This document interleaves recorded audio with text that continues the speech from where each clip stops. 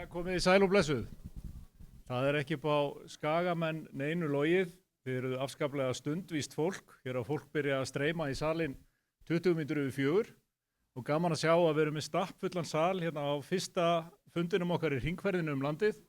Eins og þið vitið vorum við með stoppfund á Parlament Hótel og í Sjálfstæðissalnum við Austurvöll fyrir rétt rúmri viku síðan og móttökurnar sem við fengum þar voru með þeim hætti og okkur langaði að fara hringinn í kringu landið og fá heimamenn til þess að tala við heimamenn þetta efni, þessa atkvæðagreiðslu sem framfer þann 29. ágúst næstkomandi.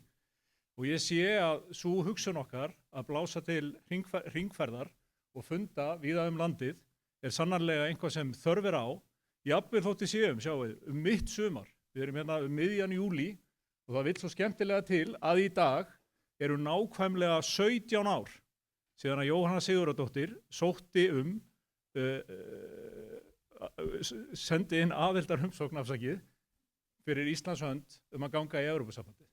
Og núna erum við hér 17 árum síðan, einu bílprófi eða svo, og erum hérna samankomin til þess að ræða þetta út frá ýmsum hliðum. Það er með ástæðu gert að við fáum gott samval heimamanna til þess að vera með okkur hérna í dag og við munum hafa þennan háttinn á hringinn í kringum landið á næstu vikum. Tíminn er knappur. Við höfum rétt rúman mánuð til þess að fara sveitir og byggðarlög landsins. En þetta munum við gera, við höfum fundið það að ákallið er svo sterkt. Jafnvel á sama tíma og við ættum að vera á bæjarhátíðum og íþróttamótum og tjaldsvæðum, þá skiptir þetta fólk það miklu máli að þeir eru tilbúin að mæta hérna og fylla þennan glæsilega sal og ég er bara afskaplega hrærður að fá að standa hérna fyrir framan ykkur í dag. Ég nefndi á stoppfundi Áfram Ísland að við værum jákvæðir neysinnar. Hvað þýðir það? Það þýðir að við erum jákvætt fólk sem hefur trú á íslenskri framtíð. Við höfum trú á því sem við erum að gera. Við vitum að við byggjum á sterkum náttúruauðlindum. Við erum með vel menntaða og unga þjóð og höfum sýnt það á umliðnum áratugum að við erum sannanlega fær að sækja fram á eigin forsendum. Við búum við firnasterkt lífeyriskerfi sem að Evrópubúar horfa til með öfundaraugum og við eigum einfallega að þora að taka okkar eigin ákvarðanir og standa vörð það sem við höfum kallað sjálfsákvörðunar rétt okkar sem hefur reynst okkur svo vel. Við höfum verið sjálfstæðsþjóð í réttum 100 ár og ég tel að það sé algjör fásinna að við séum strax farin að horfa út fyrir landsteinana eftir alla þá baráttu kynslóðana sem var háð á undan okkur og ég finn að þetta er ákall sem mjög margir tengja við. Ég var spurður að því aðdraganda stoppfundarins, hvað er Áfram Ísland? Og sannleikurinn er sagna bestur. Ég sagði, veistu, ég bara veit það ekki. En ég veit hvernig þetta byrjaði. Þetta byrjaði með einum textaskilabúðum. Textaskilabúðin urða kaffibolla.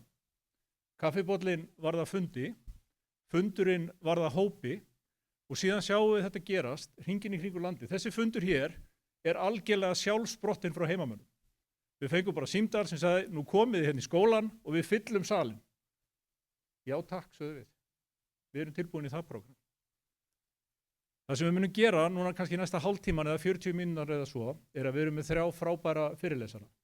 Við erum með Álfheiði Ágústsdóttur, forstjóra Elkem hérna á Grundartanga. Við erum með Valdísi Marselíu Þórðardóttur sem er tannlæknir. Og síðan erum við með Vilhjálm Birgisson, mann sem ég svo sem bara kljást við, skulum við segja, svo árum skiptir. En þetta er auðvitað frábær hópur fólks og ég hlakka til að heyra hvað þið hafa að segja. Þetta er með þeim hætti og svona eiga sannir borgarafundir að vera. Ég hef ekki hugmynd hvað þau eru að fara að segja. Þau ætla vilja ræða við ykkur ESB og atkvæðagreiðsluna 29. ágúst á sínum forsendum og það finnst mér vera besta leiðin til þess að eiga samtal við þjóðina. Sá sem er bestur í að tala við þjóðina er þjóðin sjálf. Og það er það sem við ætlum að spegla í þessari baráttu sem framundan er. En þess að hvert og eitt ykkar er fullfært að taka upplýsta afstöðu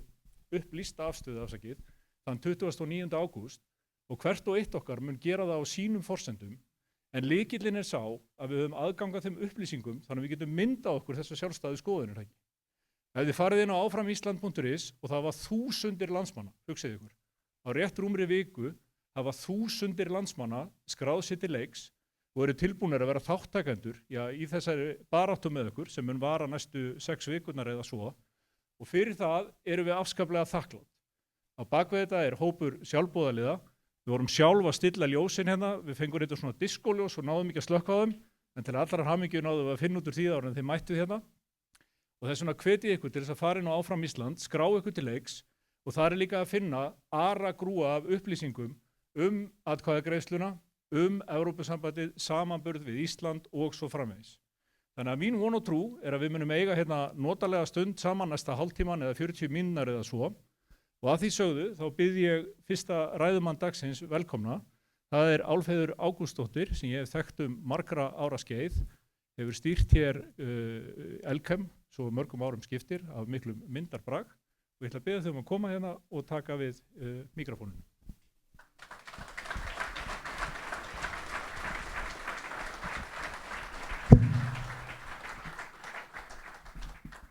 Svona, heyrist ekki vel í mér? Og þannig við viljum ekki mikrofón svo það heyrist í mér. En alveg geggjað að sjá hana fjölda sem saman komin hérna. Ég vissi ekki hvort ég var að fara að koma að tala við 3 eða 300. En svona þetta. En sko,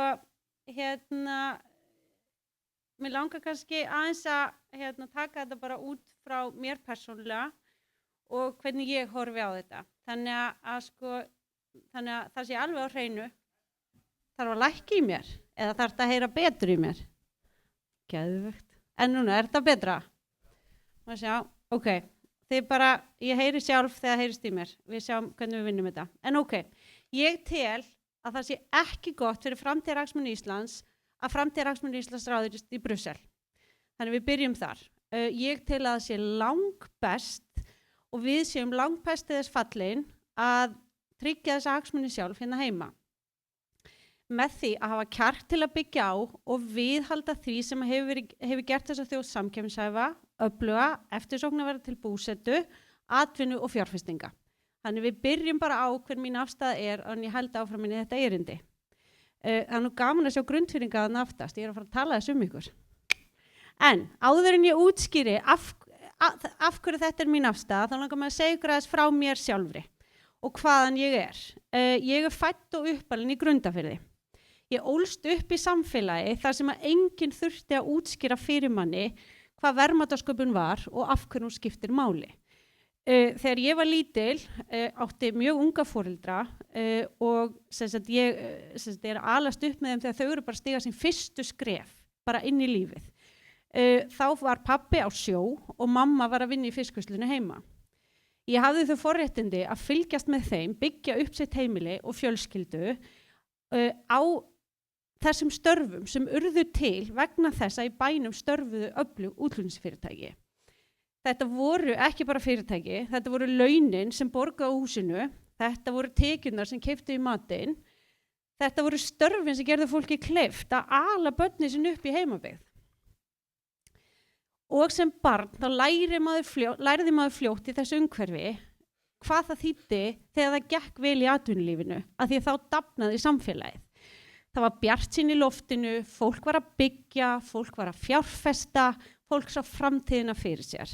En maður lærði líka hina hliðina. Þegar þrengdi að í atvinnulífinu þá fann allt samfélagið fyrir því og ég sjálf fann fyrir því þegar umræðan við eldhúsborðið heima hreinlega bara breyttist. Þess vegna hef ég aldrei horft á fyrirtæki sem tölur í Excel-skjali. Fyrir mér hefur þetta alltaf snúist fólk. Þetta snýst fjölskyldur, samfélög, vonir og tækifæri. Kannski það líka ástæðan fyrir því að ég hef veitt stórum hluta starfsævis minnar í útflutningsiðnaði. Vegna þess að ég veit af eigin reynslu hvað sterk útflutningsfyrirtæki geta skipt miklu máli fyrir samfélög. Ég ólst upp við það ef að útgerðin stoppaði, þá stoppaði bærinn. Í dag veit ég að ef að útflutningsfyrirtæki landsins missa samkeppnishæfni sína, þá mun það sama gerast fyrir Ísland á stærri skala. Þess vegna horfi ég á umræðan Evrópusambandi fyrst og fremst út frá þessu sjónarhorni. Ekki út frá stjórnmálunum, heldur út frá störfunum, út frá fólkinu, út frá verðmætasköpuninni og út frá framtíð landsins.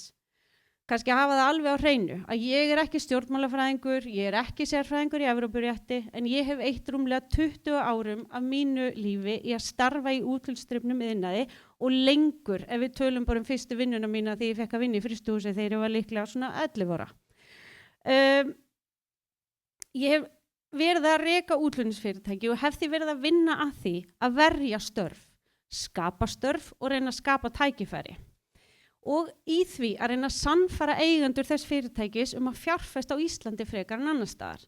Og ég get sagt ykkur eitt að ég hef setið marga fundi þar sem fólk var að taka ákvarðanir hvað þetta fjárfesta fyrir milljónir og milljarða. Á þeim fundum aldrei spurt landið í Evrópusambandinu. Spurningarnar eru allt aðrar. Við erum spurð að því hvað tekur langan tíma að fá leyfi, næg orka til staðar, hvað kostar orkan, regluverki fyrirsjáanlegt, hægt að treysta stjórnvöldum, vinnumarkaðurinn samkeppnishæfur. Með öðrum orðum, landið samkeppnishæft.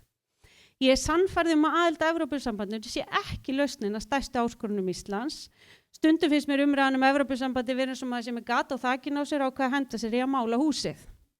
Þetta lítur kannski betur út, en það stoppar ekki lekan. Við erum með raunveruleg verkefni fyrir framan okkur, við búum á eyju, við þurfum að flytja nær allar afurðir frá okkur og til okkar og við búum við meiri fjalla frá mörkuðum en flestir samkeppnisaðilar okkar. Það breytist ekki með því að skipta sæti við fundaborðið í Brussel. Ég lærði líka mikilvæga leksju þegar Evrópusambandið innleiddi verndaraðgerðir gegn innflutning á kísilmálmi. Þar lærði ég að heimurinn starfar fyrst og fremst út frá hagsmunum. Bandaríkin verja hagsmuni Bandaríkjanna, Kína hugsar hagsmuni Kína og Evrópusambandið hugsar hagsmuni Evrópusambandsins. Ísland þarf að passa upp á hagsmuni Íslands. Þetta ekki spurning vini eða óvini, heldur þetta bara raunveruleiki sem við búum við og þetta við líklega aldrei átt betur við en okkur núna. Við lifum á tímum þar sem heimurinn að breytast. Hraðar en við höfum séð lengi. Við sjáum viðskiptastríð, við sjáum þjóðir keppast fjárfestingar, við sjáum ríki berast orkuhráefni og iðnað og sífellt fleiri líta á atvinnulíf og framleiðslugetu hreinlega sem þjóðaröryggi.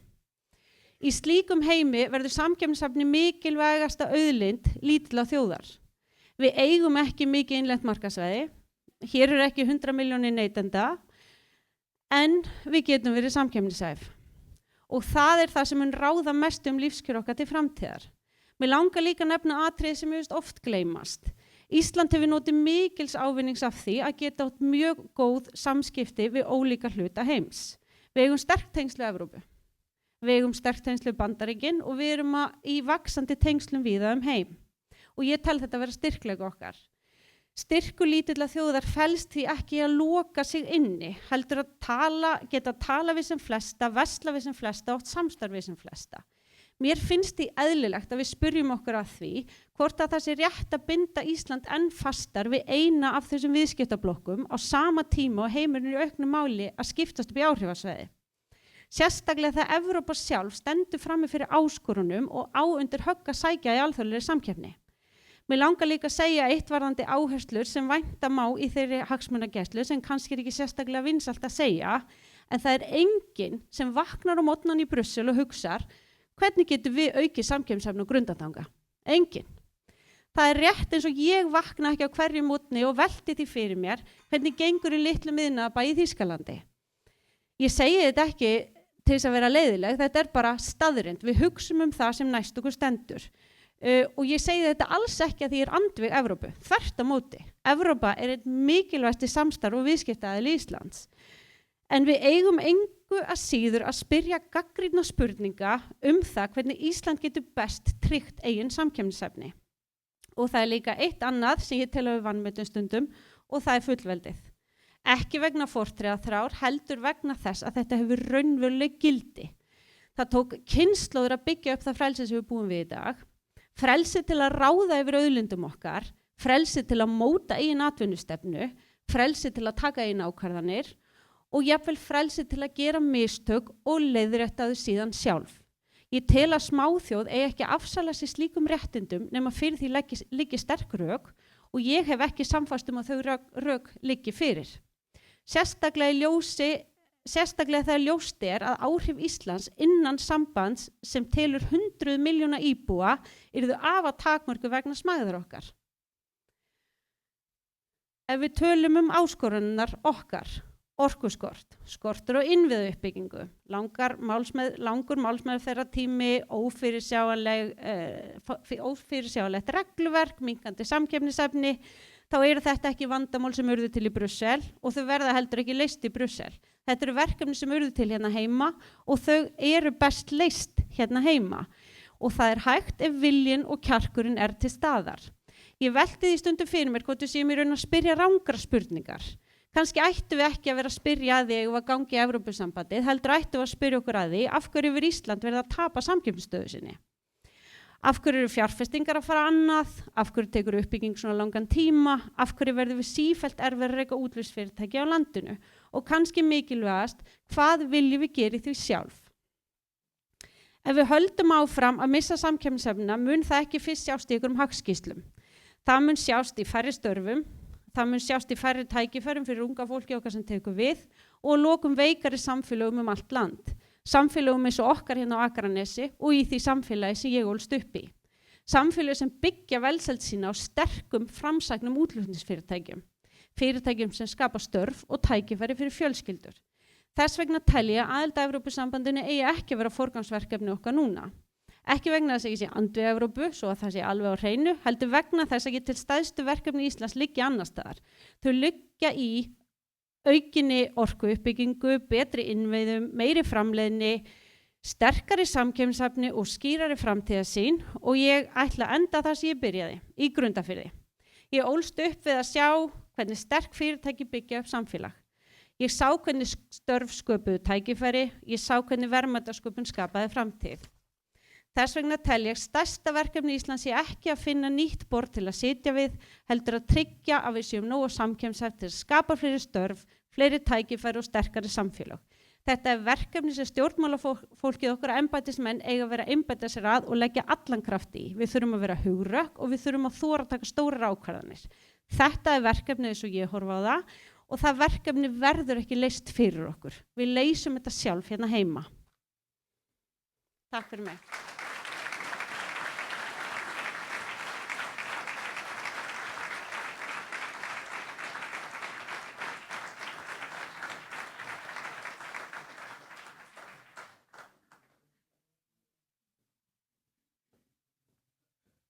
Það svo mikill kraftur í Álfheiði að hún tók blöðin mín líka. En auðvitað þetta alveg rétt sem hún leggur út frá. Ekkert okkar, sko. Ég meina, saga okkar allra efnislega svo sama, sko. Við getum hort í eina eða tvo kynslóð aftur, sko, og bara sjá allan þann ótrúlega árangur sem hefur náðst á þeim tíma og við tengjum öll við sögur af þessum toga. Allavega hef ég lagt ríka áherslu á það á þessum fundum og mun halda áfram að gera á næstu fundum að opinber umræða þetta mál afskaplega hörð og óvægin. Þar vísa ég til samfélagsmiðla, þar vísa ég til umfjöllanir í blöðum og allt þetta. Við eins vegar ákváðum það þegar við vorum svona hleypaðis á stokkunum og náðum að fá nokkur þúsund manns til liðs við okkur í þessu. Þá það líka, vegna þess að við ætlum að gera þetta á jákvæðum forsendum. Hvað þýðir það? Það þýðir að við munum ekki fara að hnýta í einstaklingana sem eru í rökræðum við okkur. Við munum svara rökum þeirra, en við munum ekki hafa skoðun á því hvers vegna þau sé að lýsa þessari skoðun sinni. Og ég held ef við bara lítum öll í spegil og horfum aðeins yfir sviðið, sama hvort það eru samfélagsmiðlar eða útvarpsþættir eða blaðagreinar eða hvað þetta heitir allt saman. Ég held að þjóðin sé þyrst í umræðu sem snýst kjarnamáls en ekki einstaklingana sem koma fram á fundum eins og þessu. Ég tek ofan af fyrir þeim þremur að hafa nennt að setja höfuð á sér í gapastokkin með því að stíga hérna á svið í dag og ég veit, ég búin að tala við svo margt fólk undanfarna vikur, það raunverulegt ákall þetta í samfélaginu að við getum rætt Evrópusambandið, að við getum rætt atkvæðagreiðsluna þann 29. ágúst næstkomandi án þess að vera að velta fyrir okkur hvers vegna þetta vilji, hvers vegna hann að segja þetta, hvers vegna Álfheiður að segja þetta. Hlustið á rökin þeirra, bregðist við þeim og ég sannfærður að ef við gerum það, þá komum við sem hópur hringinn í kringum landið sterkari út úr þessu en ella. bara rétt áður en við hleypum næsta ræðumann eða, við höfum öll okkar skoðanir á því hvers vegna við ætlum að segja nei þann 29. ágúst. Mér leiðist og hefur alltaf leiðist fólk sem veit öll svörin. Við vitum ekki öll svörin, en við höfum hins vegar trú á nokkrum hlutum. Mín persónulega afstaða til Evrópusambandsins og eingöngu Íslands í Evrópusambandið mótaði sennilega fyrir rétt rúmum 20 árum og svo forsenda sem að ég lagði til grundvallar minni ákvörðun á þeim tíma hefur mögulega tekið einhverjum breytingum yfir þessa 2 áratugi, en að stofni til sjáiði hún efnislega svo sama. Leið og Ísland gengur í myntbandalag og tekur upp evru, þá íslenska krónan ekki lengur þessi vendill sem að hagkerfið með í dag. Og í öllum kerfum myndast þrýstingur og þrýstingur þarf alltaf að finna sér farveg út og í hagfræðin það þannig að ef þú festir gengið og gengur í myntbandalag, þá verður vendillinn í samfélaginu atvinnuleysi. Og ég hef trú á því og alinn upp á þann veg og ég held að við séum það bara öll. Atvinnuleysi algjört eitur í beinum þjóðarinnar. Og þess vegna bið ég ykkur, hugsið þetta út frá þessum vinkli, hvaða áhrif þetta myndi hafa á ykkur, á ykkar nær umhverfi, en þarna grundvallaðist mjög snemma mín afstaða til þessa. Við erum afskaplega sveiflukert hagkerfi, við þurfum að hafa leiðir til þess að bregðast bæði við innri og ytri áföllum og þess vegna trúi ég því að í gegnum krónuna tökum við út þessa leiðréttingu sem dreifist þá yfir allan fjöldan í stað þess að þetta verði svona þrengra og komi fram í atvinnuleysi og við sjáum mörg dæmi þetta í Evrópusambandinu. Við erum ekki hingað komin til þess að segja ykkur að Evrópa sé vond. Evrópa frábær. En til þess að ganga í Evrópusambandið á þessum tímapunkti þá bið ég ykkur að skoða hvaða ríki eru að banka á dyrnar. Þetta eru fyrst og fremst ríki í Austur-Evrópu sem eru á allt öðrum stað efnahagslega en við. Muniði, við gengum í EES upp úr 1990 og þá fengum við fjórfrelsið. Hvað þýðir það? Við tókum að stofni til svona megnið af þeim ágóða sem við færð við inngöngu í Evrópusambandið ef þú ert Austur-Evrópuland. Það umfjöllunum þetta í blöðunum í dag og í gær, hvaða ríki það eru sem eru að sækja inngöngu í Evrópusambandið. Skoðið þessi ríki. Þau eru kannski með framleiðslu á mann sem svona 1/10 til 1/8 af því sem við þekkjum á Íslandi. Þau eru á allt öðrum stað efnahagslega. Við erum ríkasta þjóð, eða ein ríkasta þjóð ESB og það skiptir auðvitað máli í þessu samhengi. Ég ætla að biðja núna hana Valdísi Marselíu Þórðardóttur að stíga hérna á stokk með okkur og ég ætla að biðja ykkur að taka vel á móti henni.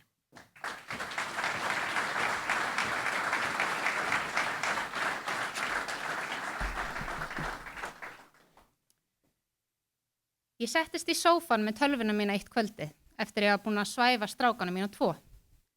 Ég var að fara yfir tölvupóstsamskipti varðandi kaup á hinum ýmsum tækjum fyrir nýja tannlæknastofu sem ég að opna. Þá fekk ég óvænt skilaboð. Valdís, vilt þú vera með ræðu á áfram Ísland viðburði sem við erum að fara að skipuleggja á Skaganum?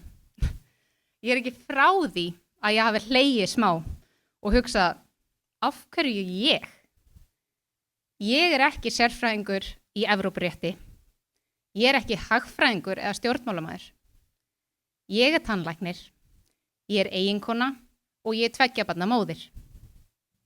Sum þekkja mig líka á samfélagsmiðlum þar sem ég miðla fræðslu og dreifi jákvæðum skilaboðum. En eftir þessa vangaveltur, þá fór ég að pæla í því, kannski þetta akkurat ástæðan fyrir því að ég stend hér í dag. Vegna þess að umræðan, hún snýst ekki bara stjórnmál. Hún snýst fólk, hún snýst fjölskyldur, hún snýst fyrirtækin sem skapa störfin. Og hún snýst það hvaða land við ætlum að skilja eftir fyrir börnin okkar. Undanfarna mánuði hef ég eytt miklum tíma í að byggja upp mína eigin tannlæknastofu. Ég hef tekið lán, ég hef samið við birgja, ég hef valið tæki, ég hef ráðið starfsfólk. Ég hef tekið ákvarðanir sem hafa áhrif á líf annara. Það hefur gefið mér betri sýn á landið okkar. Þetta fer nefnilega allt að snúast ábyrgð. Ég spyr mig því einfaldlega, hvað vandamálið sem við erum að reyna að leysa? Ísland alls ekki fullkomið. Við glímum við verðbólgu, við glímum við háa vexti, við glímum við húsnæðisvanda og stundum, eða kannski svolítið oft, glímum við skíta veður á sumrin. Það þarf ekki sérfræðing að sjá að þetta ekki fullkomið ástand. En þegar ég horfa á stóru myndina, sé ég líka annað. Ég sé land þar sem atvinnuleysi lágt. Ég sé land þar sem atvinnuþátttaka með því hæsta sem gerist. Ég sé land þar sem kaupmáttur hefur vaxið hratt á undanförnum árum. Ég sé land þar sem mun stærra hlutfall fólks býr í eigin húsnæði en víða annars staðar í Evrópu. Og ég sé samfélag sem kemur mjög vel út í alþjóðlegum samanburði þegar kemur að lífskjörum, jöfnuði og samkeppnishæfni. Þetta þýðir auðvitað ekki að Ísland sé fullkomið, langt í frá. En þetta þýðir samt að grunnurinn sterkur. Og þegar grunnurinn okkar svona sterkur, þá eigum við að laga það sem þarf að laga. Ekki rífa húsið niður og byggja nýtt. Þá spyr ég mig aftur. Ef Ísland stendur svona sterkt, af hverju ættum við að breyta stefnu? Sem tannlæknir vinn ég eftir reglum á hverjum degi og þannig á það að vera. Reglur skapa öryggi. Mér finnst líka mikilvægt að þær reglur sem hafa áhrif á Íslands samfélag séu mótaðar með íslenskum veruleika í huga. Ég tel að sem flestar ákvarðanir Ísland eigi að vera teknar hér á Íslandi. Ekki vegna þess að við höfum alltaf rétt fyrir okkur. Heldur vegna þess að þau sem taka ákvarðanir eiga líka bera ábyrgð gagnvart íslensku þjóðinni. Þegar ég stofnaði fyrirtæki mitt, lærði ég að ábyrgð og ákvörðunarvald eiga alltaf að haldast í hendur. Ef ég tek ranga ákvörðun, þá þarf ég líka að leiðrétta hana sjálf.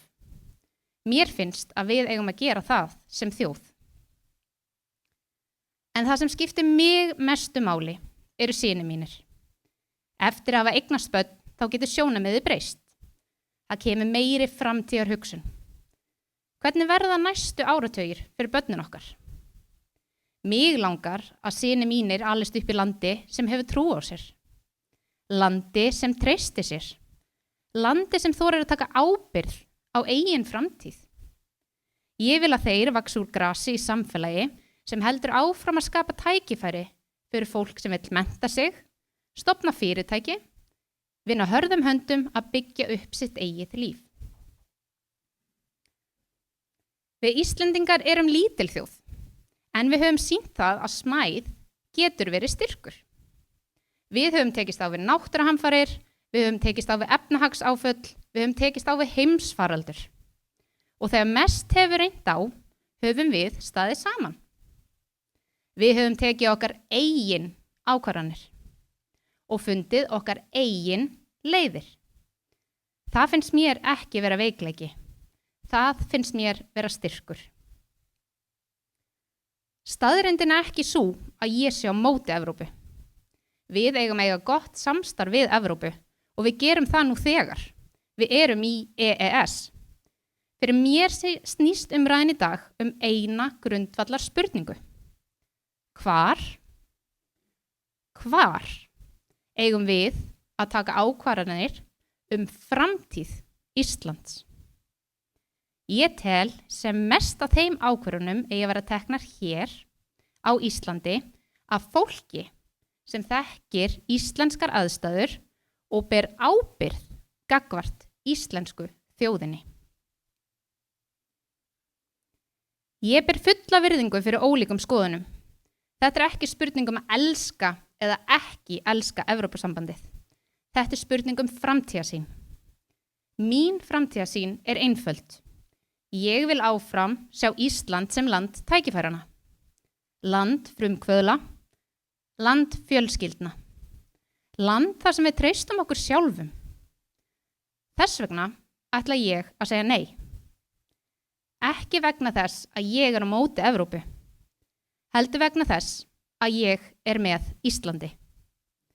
Með íslenskum fjölskyldum, með íslenskum fyrirtækjum, með þeirri trú að Ísland verði áfram best byggð á á okkar ábyrgð með okkar ákvörðunum sem við tökum sjálf fyrir okkur sem búum hér. Áfram Ísland. Takk fyrir mig.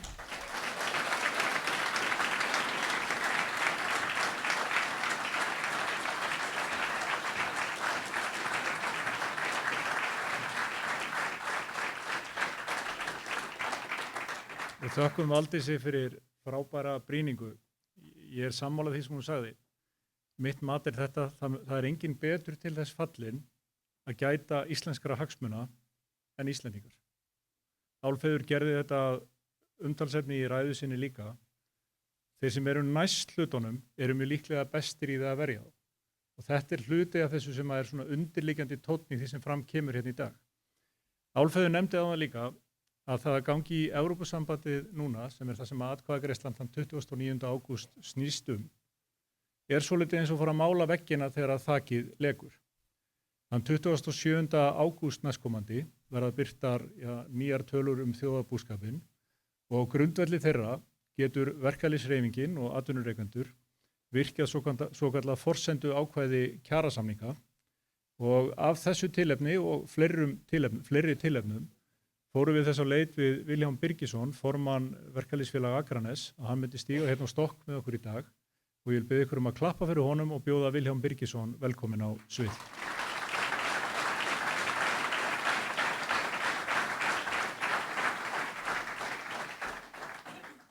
Takk fyrir þetta, takk Halldór fyrir þetta. Við höfum nú nokkru sinnum tekið stressilega á ég og Halldór. Hann nefndi hér áðan eitt atriði sem ég ætla að byrja á. Það hversu óvægin þessi umræða og hefur verið. Og við rættum nú saman í gær, ég og Sólveig Anna, og við töldum upp einhver 60-70 atriði hverslags óbermi við værum að vilja fara þá leið að halda hér í fullveldi Íslands og við ráðum okkar ákvörðunartöku. En við erum að gera þetta á grundvelli hagsmuna verkalýðshreyfingarinnar með hagsmuni launafólks að leiðarljósi. Og ég vil í þessu samhengi byrja á einu. Nefna eitt sterkt atriði. Á Íslandi eru 90,6% launafólks í stéttarfélögum. Hugsið ykkur. Í Evrópu meðaltalið 18,2%. Og það segir mér ekki nema eitt, hversu sterk íslensk verkalýðshreyfing og það mælist hvar. Það mælist í öllum gögnum, til dæmis hjá OECD sem hefur verið fjallað núna nýverið, þar sem meðallaun á Íslandi eru hæðst á meðal ríkja innan OECD að teknu tilliti til kaupmáttar. Raunlaunahækkun frá 2015 til 2025 2,4% á Íslandi á meðan það á Norðurlöndunum 0,6 til 0,8%. Þetta eru atriði sem við þurfum að standa vörðum. Við verðum að passa okkur á því að veikja ekki vinnu markaðsmódel Íslands, því að þá ég hræddur að staða okkar launþega væri miklu verri heldur en hún í dag. Það íslenskri verkalýðshreyfing að þakka að staðan ekki eins slæm eins og hún En með þessu ég alls ekki að segja að allt sé í lagi hér á Íslandi, nema síður sé. Samkvæmt nýlegri rannsókn sem gerð var af Vörðu, að þá eru 70% launafólk sem hefur það bara nokkuð gott, en 30% hafa það slæmt.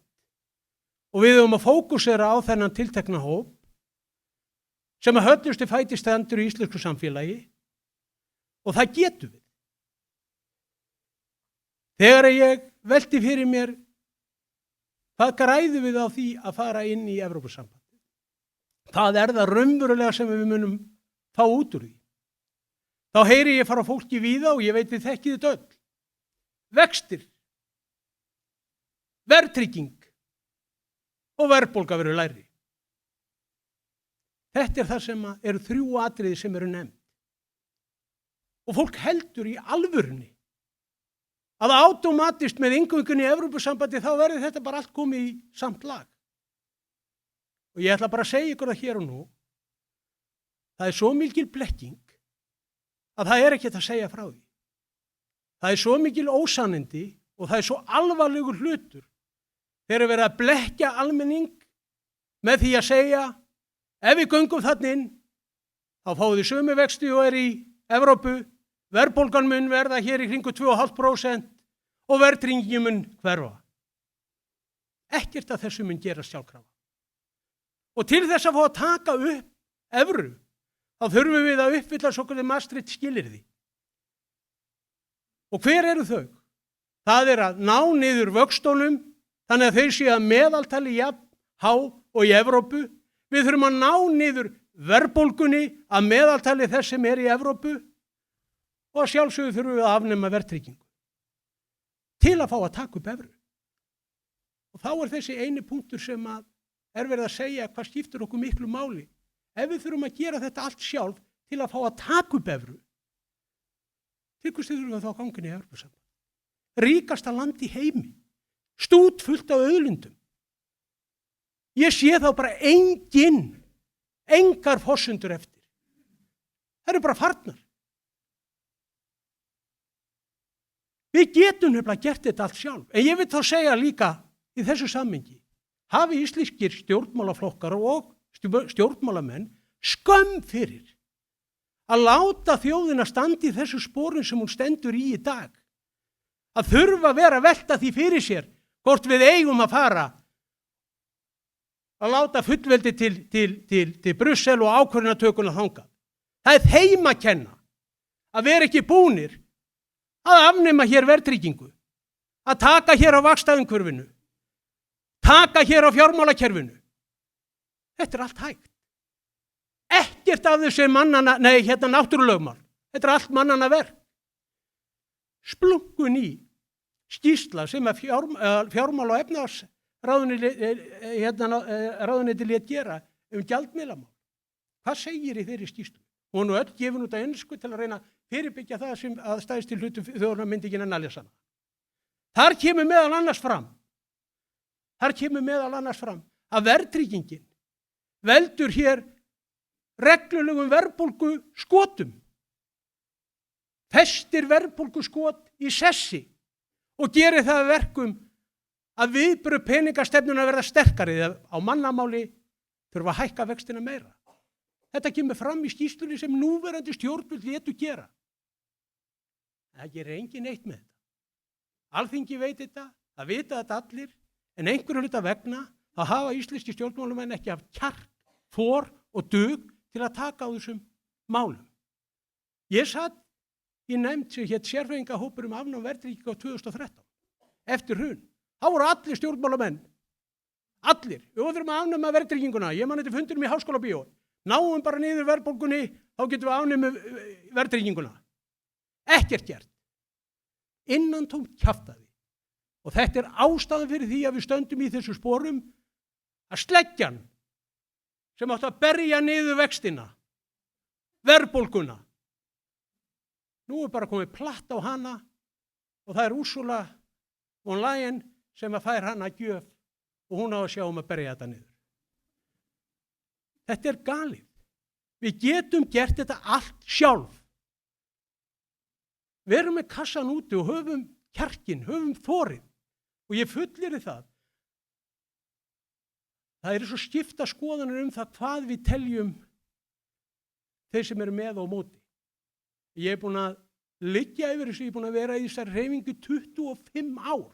Ég er búin að vera inn í stjórnarráði, búin að vera í ráðhúsinu, búin að vera í kringum stjórnmálamenn. Ég veit nákvæmlega hvað slags kjaftæði er í kringum þetta allt saman. Og halda það að Evrópa muni hér, Evrópusambandi muni breið út faðminn og segja við erum að hugsa fyrst og fremst ykkur. Gleymið því. Það þarf ekki að fara aftur nema til hrunsins þegar Bretar og Hollendingar setta okkur hryðjuverkalög. Eða hvernig fóru Evrópusambandi með Grikkina? Tóku þá svoleiðis og snýttu eins og ég veit ekki hvað. Það er hver þjóð sem hugsar sig og sína hagsmuni. Og það er það sem við að gera og þess vegna segja ég áfram Ísland.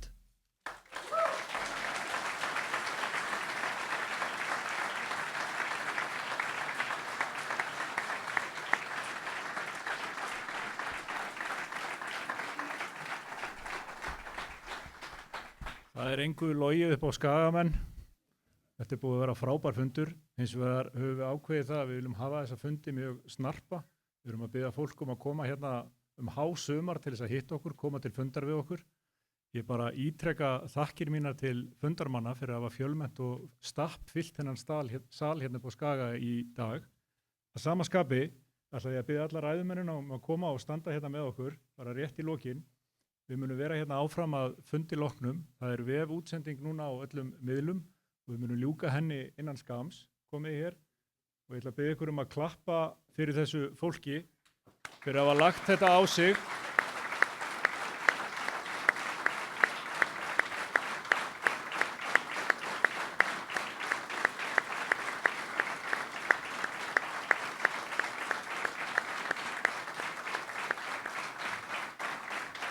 Þetta er engan veginn sjálfgefið og ég hlakka til að sjá, ég hringin í kringu landið á næstu dögum og vikum, heimamenn munu stíga á stokk og fara yfir þetta efnislega á þeim nótum sem þau þrjú gerði hérna í dag. Það síðustu þetta, ég vil bara ítreka það, við erum að heyja jákvæða baráttu, við erum jákvæðir nei-sinnar, við erum að leggja þetta minnið. Og við ætlum að brosa í gegnum sumarið, það er júlí, svo kemur verslunarmannahelgi, svo koma 3 til 4 snarpar vikur. Og ég vonast til þess að sjá okkur öll í baráttunni að lokum þetta. Ég bið ykkur að fara inn á Áfram Ísland og fyrir þau ykkar sem hafa ekki skráð sig til leiks, gerið það endilega og þá fáið þið upplýsingapósta með vídeóum og alls konar greiningum frá okkur. Og að samaskapið er bara mikilvægt fyrir okkur að finna að við séum á sömu blaðsíðu og að finna að þið viljið taka þátt í baráttunni með okkur. Að þessu sögðu þá tek ég undir orðvilla. Íslensk þjóð þarf að hafa sjálfstraust. Við getum hagað okkur málum sjálf, við getum stýrt okkar málum sjálf. Ég þakka ykkur öllum fyrir komuna, verið þið sæl og verið þið sæl.